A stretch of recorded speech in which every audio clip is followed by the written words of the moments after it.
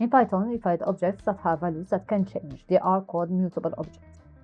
In the other hand, there are objects with values that are unchangeable once the objects are created. They are called immutable objects. For example, dictionaries and lists are mutable. Numbers, strings, and tuples are immutable. Considering the subject of dictionaries, a key of a dictionary must be a hashable object. It means that it has a hash value that doesn't change during its lifetime. Since most of the immutable objects are hashables, and that immutable containers are only hashable if they contain hashable elements, we can conclude that tuples of numbers are hashables and that tuples can be used as dictionary keys. And this is how we can use them. We import Tkinter and random. We create our main app window. We create and configure a Canva Python object. Then we add it to the layout. We initialize an empty dictionary.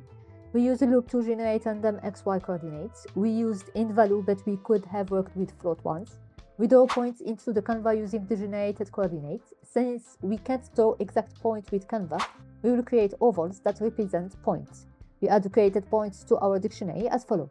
The key is the first coordinates of the oval. The value is the ID returned by the Canvas create oval method. We call main loop and run the code to test it. We can see the canvas with the created point. We will now draw a line that we will colorize the points that have the first coordinates above that line. We created the line with both extremity points have their y value equal to 150. The points that are above that line will have the first y coordinate less than 150. So we use a for loop with a filtered list of only the points that have their first y value, the second element of the key tuple, less than 150. We get the value corresponding to each key, which is the ID of the created oval.